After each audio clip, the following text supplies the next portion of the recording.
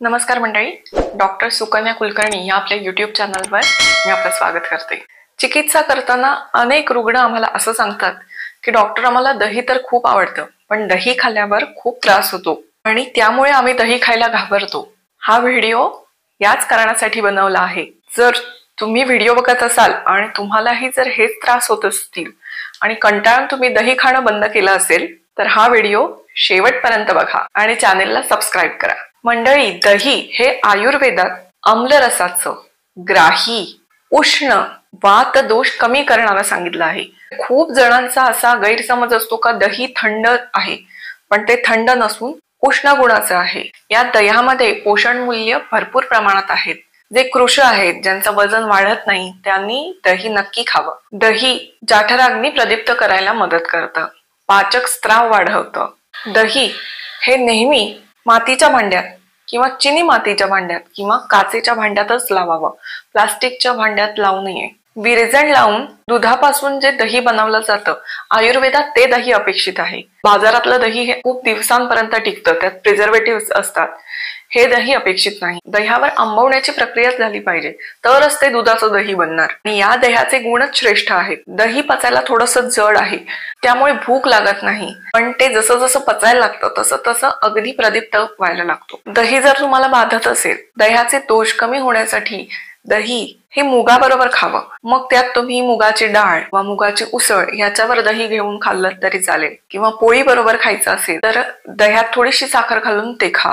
ज्यांना ऍसिडिटीचा त्रास आहे त्यांनी दह्यात चिमूटभर आवळा पावडर घालून ते दही खावं। दही आणि मध एकत्र खाऊ शकता। दही हे कधीही फ्रीज मध्ये ठेवलेलं अत्यंत थंड, आंबट किंवा जुनं दही हे कोणीही खाऊ नये। ज्यांचे सांधे दुखतात त्यांनी तर अजिबातच खाऊ नये। नेहमी सगळ्यांनीच ताजं, आंबट न झालेलं दही खावं। दही खातानाचे सगळ्यात मोठे 2 नियम।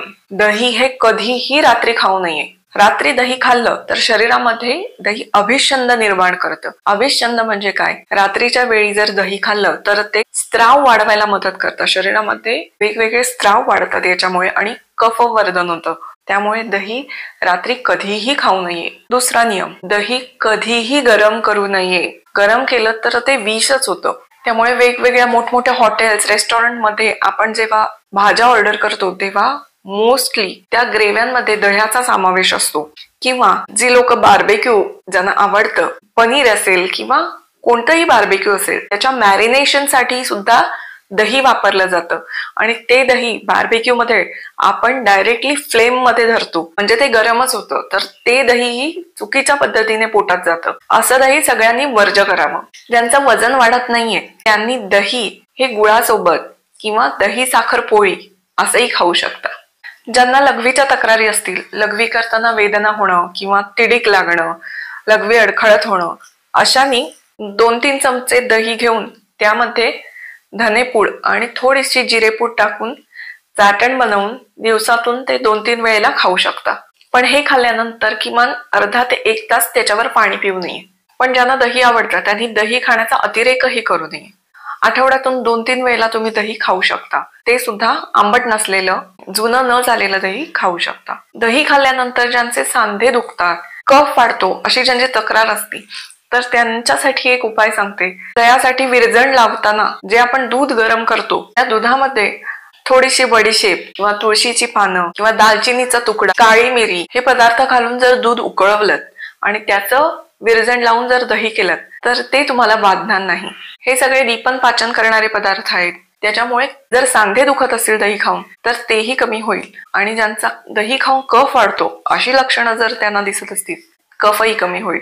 तसंच ज्यांना दही खाल्ल्यावर त्रास होतो किंवा सांधे दुखतात, सांधे आखडलेत किंवा दही न खाताही ज्यांचे सांधे दुखतात, अशांसाठी दही खाताना त्यात थोडीशी सुंठ पावडर किंवा चिमूटभर मिरी पावडर, जास्त नाही, दालचिनीची चिमूटभर पावडर असं एकत्र करून खायला हरकत नाही। दह्यापासून अनेक वेगवेगळे पदार्थ होतात। श्रीखंड हेही शरीराला उत्तम बलदायीच आहे, किंवा लहान मुलांना सुद्धा, किंवा तुम्हालाही दही वेगळ्या प्रकारे खायचं असेल, हंकट ज्याला आपण चक्का म्हणतो, त्याचं पाणी पूर्ण निथळून टाकायचं आणि जे घट्ट झालेलं दही आहे त्यात तुम्ही थोडीशी वेलची पूड किंवा थोडीशी दालचिनीची पावडर किंवा व्हॅनिला फ्लेवर घालून, थोडीशी साखर किंवा थोडंसं केशर घालून तसं जरी खाल्लं तरी ते बलवर्धक पुष्टीदायक आहे। अशा पद्धतीने जर लहान मुलांनाही दही दिलं तर ते नक्की आवडेल। दही कुणी खावं? ज्यांना थंडी वाजून ताप येतो किंवा जे वीक आहेत, कृश आहेत अशांनी, आणि सगळ्यात महत्वाचं म्हणजे ज्यांना लूज मोशन आहेत, जुलाब सुरू आहेत,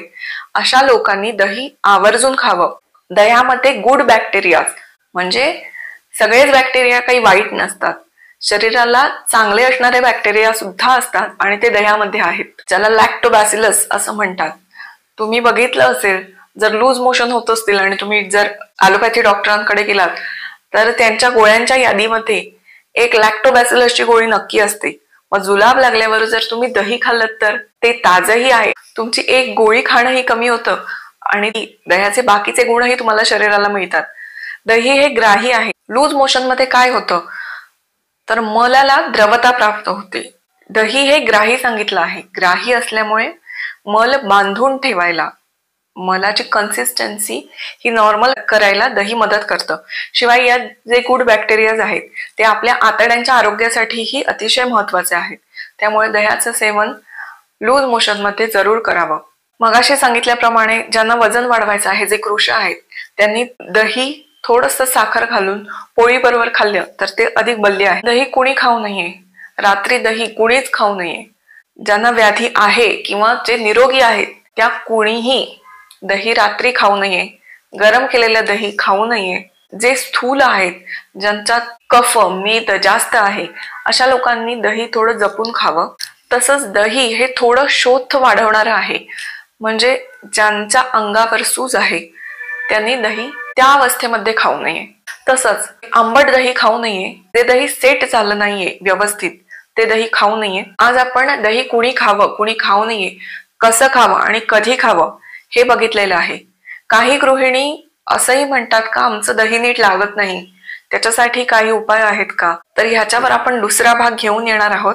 तुम्हाला व्हिडिओ आवडत असतील तर लाईक करा, शेअर करा आणि आपल्या डॉक्टर सुकन्या कुलकर्णी या चॅनलला सबस्क्राईब करा। तोपर्यंत नमस्कार।